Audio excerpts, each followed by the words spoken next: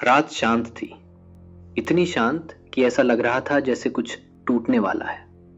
पाकिस्तान की जमीन पर बैठे वो लोग जिन्होंने पहलगाम में धर्म पूछकर 26 जिंदगियां छीन ली थीं, उस रात चैन की नींद सो रहे थे। उन्हें जरा भी अंदाजा नहीं था कि ये नींद उनकी आखिरी होने वाली है।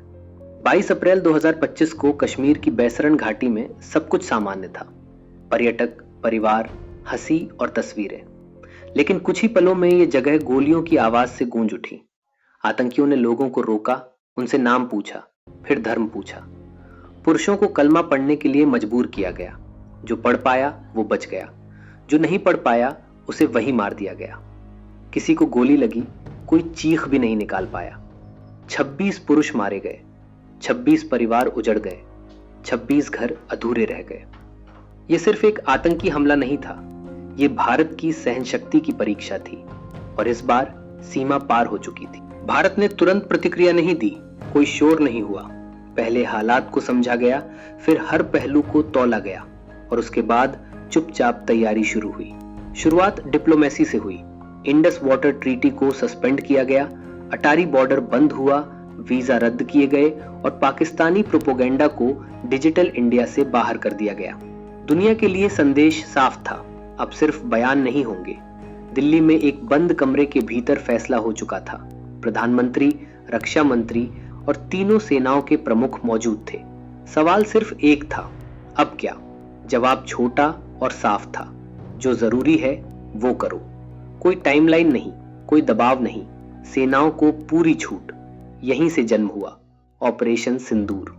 RAW और NTRO पहले से हरकत में थी। पाकिस्तान और POK के अंदर 21 आतंकी ठिकानों की पहचान की गई। ट्रेनिंग कैंप, हेडक्वार्टर और लॉजिस्टिक बेस, इनमें से 9 सबसे खतरनाक ठिकानों को चुना गया। ये वही जगहें थीं जहां भारत के खिलाफ मौत की साजिशें रची जाती थीं। ये मिशन ताकत दिखाने के लिए नहीं था, बल्कि सर्जिकल सटीकता के लिए था। रफाल, मिराज 2000 और सुखोई 30 MKI को तैनात किया गया। स्कैल्प मिसाइलें, ब्राह्मोस, हैमर और स्पाइस जैसे हाई प्रिसीजन हथियार इस्तेमाल किए गए। ऐसे हथियार जो बिना GPS के भी अपने टारगेट को ढूंढ लेते हैं। ड्रोन पहले से हवा में थे और हर मूवमेंट रियल टाइम में मॉनिटर की जा रही थी। 6 और 7 मई की दरमियानी रात ठीक 1 बजे ऑपरेशन शुरू हुआ। पहला निशाना POK का मुजफ्फराबाद बना। कुछ ही सेकंड में ट्रेनिंग कैंप आग और मलबे में बदल गया। इसके बाद कोटली, भिम्बर, मुरीद के और सियालकोट एक के बाद एक ठिकाने तबाह होते चले गए। हर धमाके के साथ सालों पुरानी साजिश खत्म होती जा रही थी। फिर आया सबसे बड़ा टारगेट, बहावलपुर, जैश-ए मोहम्मद का दिल। ब्राह्मोस लॉन्च हुआ। कोई चेतावनी नहीं दी गई, कोई रास्ता नहीं छोड़ा गया। जैश का हेडक्वार्टर पूरी तरह गिर चुका था। पूरे ऑपरेशन में सिर्फ 25 मिनट लगे। 9 ठिकाने तबाह हुए, 100 से ज्यादा आतंकी मारे गए। मसूद अजहर का परिवार, उसके करीबी और उसका पूरा सिस्टम खत्म हो चुका था। भारतीय जेट्स पूरे समय इंडियन एयर स्पेस में रहे। कोई पायलट सीमा पार नहीं गया, लेकिन असर पाकिस्तान के अंदर 100 किलोमीटर तक महसूस हुआ। इसके बाद पाकिस्तान ने घबराकर जवाब देने की कोशिश की। ड्रोन भेजे गए, मिसाइलें दागी गईं और LOC पर फायरिंग की गई। लेकिन भारत पूरी तरह तैयार था। एयर डिफेंस सिस्टम ने 50 से ज्यादा ड्रोन हवा में ही गिरा दिए। लाहौर का एयर डिफेंस सिस्टम भी न्यूट्रलाइज कर दिया गया। पाकिस्तान समझ चुका था कि इस बार उसने गलत खेल खेल लिया है। 7 मई की दोपहर भारत ने दुनिया के सामने अपना पक्ष रखा। प्रेस कॉन्फ्रेंस में एक हिंदू और एक मुस्लिम महिला अधिकारी को सामने लाया गया।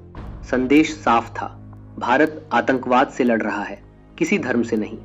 वीडियो सबूत दिखाए गए, कोई दावा नहीं किया गया, सिर्फ तथ्य रखे गए। अमेरिका, रूस और UAE समेत कई देशों को ऑपरेशन की जानकारी दी गई और पहली बार पूरा भारत एक सुर में खड़ा दिखाई दिया। ऑपरेशन सिंदूर बदले की कहानी नहीं था, यह एक स्पष्ट संदेश था। अगर कोई धर्म पूछकर गोली मारेगा तो जवाब सीमा, डर और समय सब पार करेगा। भारत शोर नहीं करता, भारत याद रखता है और जब वार करता तो इतिहास बदल देता है।